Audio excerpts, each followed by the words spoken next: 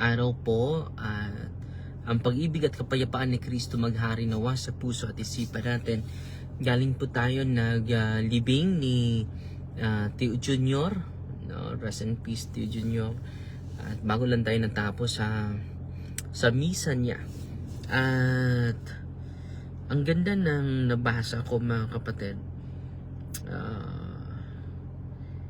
Itong si Servant of God, Ruda, malapit na din siya at malapit na din siya maging ganap na santo, no? So hindi to basta-basta mga kapatid, itong babaeng ito. But before that mga kapatid, before natin pag-usapan siya, mas mabuti na so sa mga nakasamba na ba kayo lahat mga kapatid? Sana po nakapagsamba na po kayo, ha?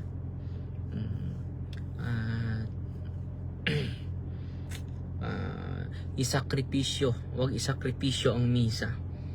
Bahala na isakripisyo ang lahat, huwag lang po ang banal na misa po. Isakripisyo ng lahat ng mga gawain mo, wag lang po ang banal na misa. Dahil yan po ang source ng ating lakas. So, wag kang mag-focus sa pari po, no? Wag kang mag-focus sa pari, wag kang mag-focus sa hierarchy o sa member. Focus on the founder. So, anong focusan natin? Yung founder natin, di ba? So, ito po, no? Ang ganda po ng storya ng babaeng ito, si Servant of God. Ito po ay modern saint po, no? Servant of God, Ruda Wise, the Canton Mystic of Ohio. Taga-Amerika po siya, no? Ito yung picture niya mga kapatid. Kita ninyo. At very inspiring po itong kanyang buhay po. Pakita ko din sa inyo, ha, yung kanyang picture. Hindi to basta-basta. She shared literally the suffering of Jesus. Kita nyo ito. Yung crown of Jesus, no? Every Friday po yan. Bigla lang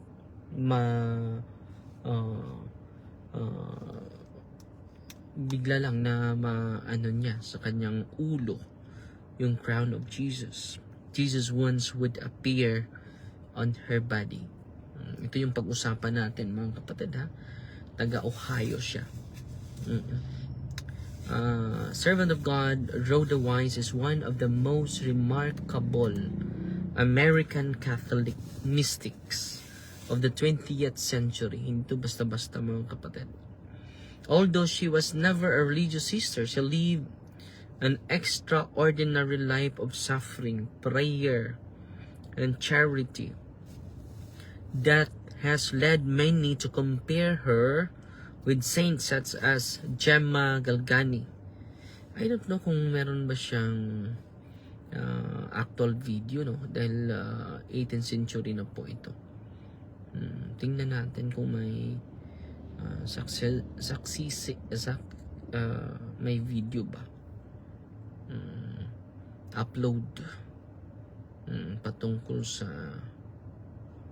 sa kanya, no? Parang wala. Canonization. Cause moves forward. So madali po itong niya. So may balita po, ipakita ko sa inyo, ha. Ipakita ko sa iyo yung balita mga kapatid. So very inspiring po ito dahil Rhoda Wise was a wife, a mother, a convert, a stigmatist, as well as a good friend and mentor of our EWTN founders, Mother Angelica. Now Wise's canonization cause has cleared another hurdle. Raised Protestant, Wise became interested in Catholicism and the Rosary during a prolonged hospital stay in the care of Catholic nuns. In 1939, after her conversion, she reported a miraculous healing of stomach cancer and a wound that doctors said was incurable. She also had visions of Christ and Saint Therese of Lisieux. From 1942 to 1945, she bore the stigmata, which was witnessed by many visitors to her home. Wise has been associated with hundreds of miraculous healings. The canonization cause moved forward with the submission of the formal documents outlining her life and heroic virtues to the Vatican's Dicastery for the Causes of Saints. The next possible major step is the declaration that she is venerable. So, yan po, no? So, walang mga video po. Pero ngayon ay na-advance na yung pag-investigate sa simbahan. Dapat ang simbahan po ang mag-conclude nito, mga kapatid. Nakikita natin. So, today the Catholic Church has given her the title Servant of God. After Servant of God, venerable. After venerable is beatification. After beatification is canonization po. Yan na po yung universal saint na po siya sa Catholic Church. Early life. Rhoda Wise was born May 6, 1888 in Ohio, USA into a Protestant family. So, isa siyang protestante. She later married Ernest Wise and became the mother of one daughter. Following personal tragedies and deep spiritual journey, she entered the Catholic Church, and where her devotion to Jesus Christ and the Blessed Virgin Mary grow profoundly. So, hindi siya Katoliko, mga kapatid. Converted po siya. Eventually, she became a member of the Third Order of St. Francis, now called the Secular Franciscan Order. So, hindi siya madre. Hindi siya pari. No, hindi siya madre, mga kapatid. So, isa siyang, ito po, mga faithful. No? Embracing the Franciscan spirituality of humility, poverty, and joyful suffering while remaining a lay woman. So ito po joyful suffering. So kailangan, mga kapatid, let us enjoy our pain. Let us enjoy our suffering. Years of extraordinary suffering. Beginning in the 1920s, Rhoda suffered from numerous several serious illness. So may serious illness siya sa 1920s. Severe abdominal disease requiring multiple surgeries. So, hindi basta-basta yung sakit niya. Painful ovarian disorders. Ang dami. Intestinal complications. Large open wounds that refuse to heal. Tumors and infections. Partial paralysis and long periods confined to bed. According to contemporary medical reports and witnesses, physicians eventually exhausted available treatments and considered her condition beyond medical hope. So, wala nang pag-asa po yung kanyang sakit. Wala na pong pag-asa po. Surrender na po yung mga doktor. For many years, she lived almost entirely in bed, enduring constant pain. Sundon lang siya sa kanyang higaan, mga kapatid. Grabe, extraordinary po yung kanyang naranasan. So I hope be grateful, mga kapatid Kayo na nandito, yung mga followers natin, kahit marami tayong pagsubok na hinaharap, mga difficulties na hinaharap, mga kapatid. Let us purify our imagination, our consciousness, our awareness. Let us purify it every day. Dahil makadagdag yan, no? Marami sa atin namatay. Hindi dahil sa sakit, dahil sa depression. Mystical experiences. Meron siyang mystical, siya ay isang mystic. Ang iba naman ay mistake. No, mag-ingat po tayo. Totoong mistake po siya. So, dinideclare na siya sa simbahan na servant of God. So, sino mag-declare niyan? Yung obispo natin. Kung saan siya kung saan siya na na sasakop ng isang diocese. In 1939, while gravely ill, Rhoda experienced a series of extraordinary mystical encounters. So hindi po ito basta-basta na encounter. She reported visions of Jesus Christ, the Blessed Virgin Mary, Therese of Lisieux, other saints. So, ito po ay authentic po ito na vision ha. Extraordinary dahil extraordinary din yung kanyang disposition. So, one of the most significant visions, ito yung vision niya, include the Sacred Heart of Jesus. According to Rhoda's testimony, Jesus invited her to participate more deeply in His passion by accepting suffering for the conversion of sinners and the salvation of souls. So napakita niya, si Sacred Heart of Jesus, gusto ba niya na tatanggapin, itong that they will share my pain, sabi ni Kristo. The stigmata, she freely accepted. So tinatanggap niya ito, mga kapatid. The stigmata, dito na po. Ano ba itong stigmata? Yung mga sugat ni Kristo ay nasa kanyang katawan. Okay, patuloy tayo. Yan po yung stigmata. Wounds on both hands. Witnesses describe. Ito po, nakita po ito sa mga witnesses. Both hands, may wounds, wounds on both feet, a wound in her side, marks resembling the crown of thorns. So, lahat bleeding that frequently occurred on Fridays. So, every Friday po, mag-appear itong lahat ng mga sugat ni Kristo and intense suffering during Holy Week.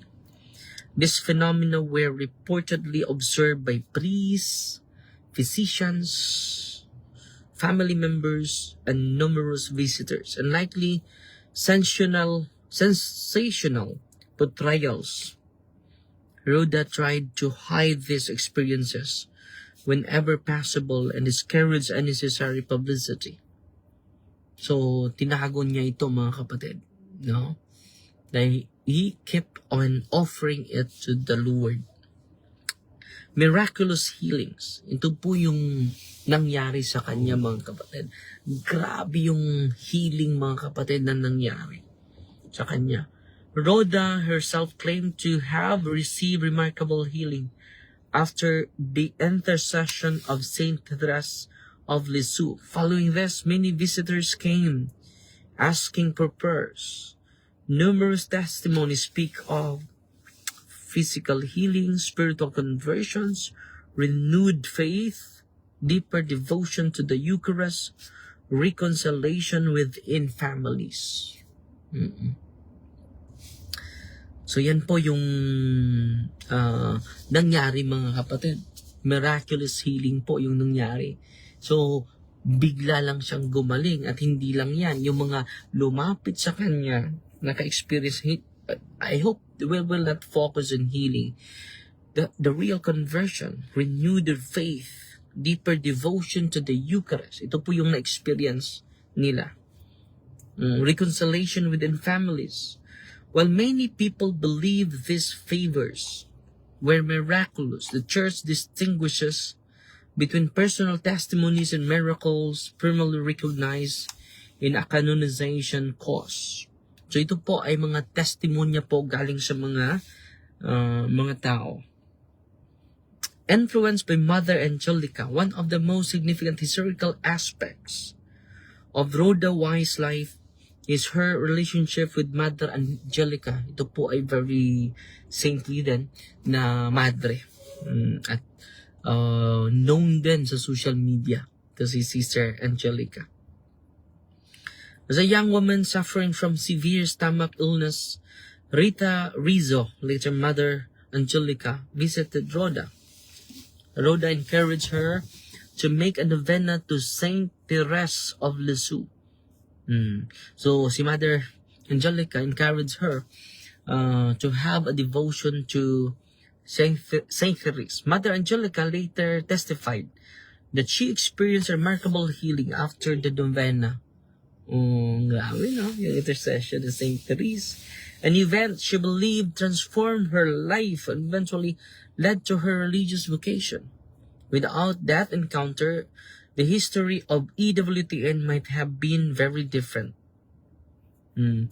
Si Sister Angelica, kung hindi ako nagkamali, siya yung nagtayo nitong EWTN. Her spirituality, Ruda's spirituality, centered upon the Sacred Heart of Jesus, frequent reception of the Holy Communion, Eucharistic adoration, devotion to the Blessed Virgin Mary, trust in divine providence, offering suffering for sinners, love of the cross. She often emphasized that suffering has value only when united to Christ.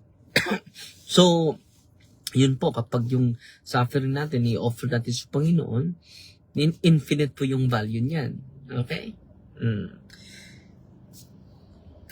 Her frequent remembered prayer was, Jesus, I trust in you and I love you. I love you. The death of Rhoda died on July 7, 1948 in Canton, Ohio.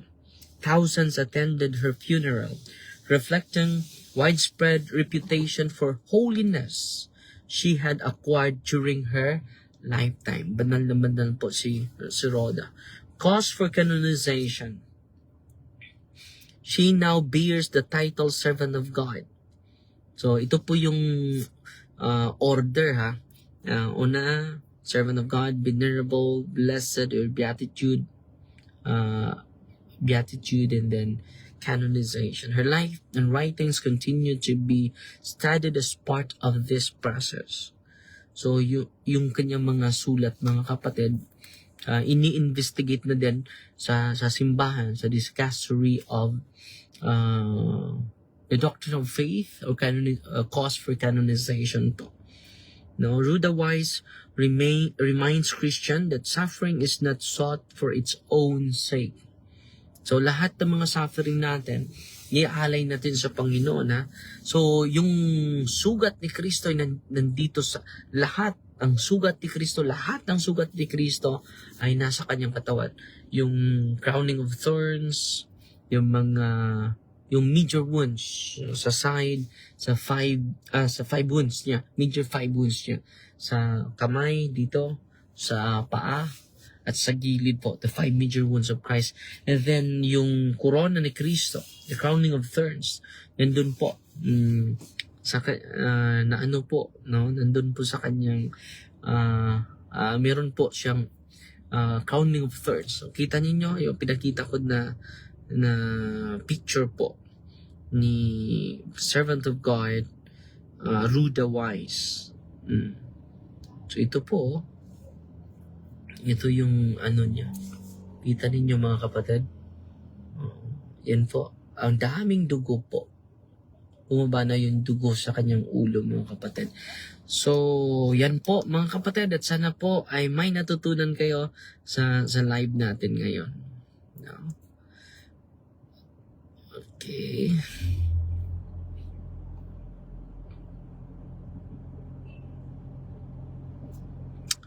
So, Sister Imper, nanood sa atin ngayon. Salamat, Sister Imper. Okay. At salamat din tayo sa star senders natin. Si Gina Apatan Dinukot, 50 stars. Si Ami Dakuba na Ilga, 50 stars. Si Sister Impir, 50 stars. At salamat po. At sana po nakasimba na kayo at huwag matulog without praying the Holy Rosary. Kailangan natin yan, lalong-lalo na sa mga pagsubok natin sa ating lipunan, sa ating bansa. Let us pray all together po. So sa lahat ng mga followers natin, instead mag-away, instead magbatuan ng mga hindi magandang mga salita, let us pray one another po. Yan po ang kinakailangan natin. Okay? Sister Oson sa armband karon. Ano yan? Hindi ko na. Thank you very much, Father. So Rovilla Villareza Amadeo. Salamat din. Si Anazita Sardido. Mayong hapon, Father. From Lapu-Lapu.